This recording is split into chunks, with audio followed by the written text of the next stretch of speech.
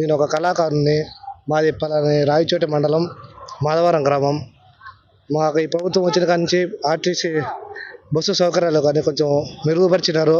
అది కాకుండా కొత్త బస్సులు వేసినారు.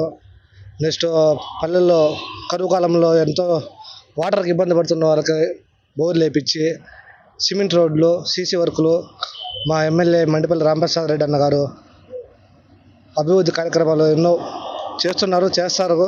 అందులో మేము కళాకారులం. నా పేరు గంగాధర్. నేను ఒక హార్మోనిస్ట్ని. మాకు కళాకారులకు ఏమన్నా గుర్తింపు వచ్చేట్టుగా ఈ ప్రభుత్వం నుంచి ఏమన్నా మాకు సహాయాలు ఏమన్నా చేస్తారని ప్రభుత్వాన్ని ఆశిస్తున్నాం. పాటు పిచ్చయ్య, కడప జిల్లా. ముఖ్యంగా గత ప్రభుత్వంలో ఎస్సీలకు సంబంధించిన పథకాలు 27 పథకాలు రద్దు చేసిన విషయం అందరికీ తెలిసిందే. కానీ కూటమి ప్రభుత్వంలో 27 పథకాలు కూడా ఈరోజు పునరుద్ధరణ చేసి బడుగు బలహీన వర్గాలకు అన్ని విధాల అభివృద్ధి మార్గాల్లో పయనించడానికి ఈ కూటమి ప్రభుత్వం పనిచేస్తుంది. ఉదాహరణగా ఒకటేంటంటే ఈరోజు ఎస్సీ కార్పొరేషన్ లోన్ల విషయంలో గత ప్రభుత్వంలో ఒక్క లోను ఒక పైసా ఇచ్చిన దాఖలు లేవు. కానీ ఈ కూటమి ప్రభుత్వంలో ఎస్సీ కార్పొరేషన్లో లోన్లు ఆటోలకు ఇచ్చారు, అంగళ్ళకి ఇచ్చారు, ట్రాక్టర్లకు ఇచ్చారు, రకరకాలకి ఇచ్చారు. కాబట్టి ఆ విషయంలో మేము పూర్తిగా గర్విస్తున్నాం.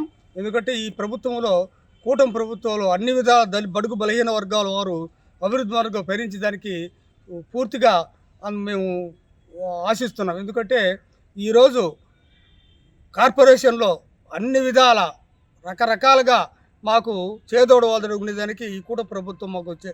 నా పేరు బత్తలకూరి కేశవయ్య, కడప జిల్లా. మాది బద్వేల్ మున్సిపాలిటీ, చింతపూతేపల్లి గ్రామం. మరి ముఖ్యంగా ఈరోజు నేను చెప్పేది ఏమిటంటే గత ప్రభుత్వానికి ఇప్పటికీ ఎంతో డిఫరెన్స్ ఉంది. గత ప్రభుత్వంలో గంజాయి అనేది విచ్చలవిడిగా ఈ బద్వేల్ తాలూకాలో, బద్వేల్ మండలంలో, బద్వేల్ మున్సిపాలిటీలో చాలా విచ్చలవిడిగా ప్రజ్వలితున్నది. అలాంటిది అధికారులు కూడా దాన్ని కట్ చేయడంలో వెనకబడిపోయినారు. కానీ ఈనాడు ఈ కూటమి ప్రభుత్వం ఏర్పడిన తర్వాత గంజాయిని నామరూపాలు లేకుండా డేగ కన్ను వేసి అధికారులు కూడా, పోలీసు వ్యవస్థ కూడా బాగా పటిష్టంగా వ్యవహరిస్తారు. ఎక్కడనే కానీ ఏ ప్రాంతంలో కూడా కనపడకుండానే వాళ్ళు నిఘా పెట్టి చేసిన దానివల్ల ఎంతో ప్రజలు కూడా చాలా బాగుంటారు. లేని పక్షంలో ఆ గంజాయి మత్తులో ఎంతోమంది మహిళలు కూడా ఇక్కడ అవమానాలకు అన్ని రకాలుగా ఇబ్బంది పడుతూ ఉంటారు. సామాజికంగా మహిళలు చిన్న విద్యార్థులు, కాలేజీ స్టూడెంట్స్ కూడా మహిళలు స్కూల్కి పోవాలన్నా, కాలేజీకి రావాలన్నా కానీ చాలా ఇబ్బంది పడుతుంది. ఎందుకంటే గంజాయి మత్తులో వాళ్ళు మానసికంగా వేధింపులకు గురి చేస్తూ ఉండే టైం మేము చూస్తున్నాం కూడా. అట్లా ఇప్పుడు ఇదివరకు కూడా గతంలో ఈడ కుంట దగ్గర కూడా, పీపీ కుంట దగ్గర కూడా ఒక అమ్మాయిని ఈ విధంగా గంజాయి మత్తులో రేప్ చేసి చంపేయడం కూడా జరిగింది. అందరికీ ప్రపంచానికి తెలిసిన సత్యం. పోలీసు వ్యవస్థ కూడా బాగా పటిష్టంగా ఉండబట్టిందని ఈ కూటమి ప్రభుత్వం అలాంటివి జరగకుండా చాలా మంచిగా చూసుకుంటారు. అందువల్ల మేము ఈ కూటమి ప్రభుత్వాన్ని కూడా మేము ధన్యవాదాలు తెలియజేసుకుంటున్నాం. ఇలాంటి మంచి పనులు కార్యక్రమాలు చేస్తూ ఉన్నందుకు మేము కూటమి ప్రభుత్వానికి కూడా మేము ధన్యవాదాలు చేసుకుంటున్నాం. నా పేరు రాధా అండి. మాది పొద్దుటూరు, కడప జిల్లా. వైసీపీ గవర్నమెంట్, టీడీపీ గవర్నమెంట్ రెండు ఈక్వల్గానే ఉన్నట్టే ఉంది. ఎందుకంటే వైసీపీ గవర్నమెంట్లో వచ్చిన పథకాలే కదా వీళ్ళు అమలు చేస్తున్నారు. అయితే వీళ్ళు అంత చెప్పినన్ని తొందరలోనే అమలు చేసేటట్టు అయితే అనిపించడం లేదు.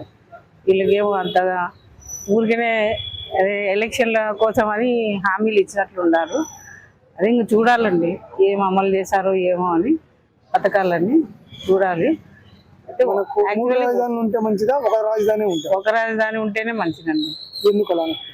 ఎందుకంటే చాలా సేఫ్గా, జాగ్రత్తగా అన్నీ ఒకటే చోట ఉంటాయి కన్నా బాగా చూసుకునే దానికి అవుతుంది. 3 రాజధానులు అంటే అక్కడ ఇక్కడ అంతా చాలా అసలు బాగుంటుంది. ఒక చోటనే కేంద్రీకృతం అయితే పాలన అంతా బాగుంటుంది. అమరావతిని చంద్రబాబు నాయుడు గారు నేనైతే నమ్మడం లేదండి. ఏమో 50-50 అండి పాజిబిలిటీ.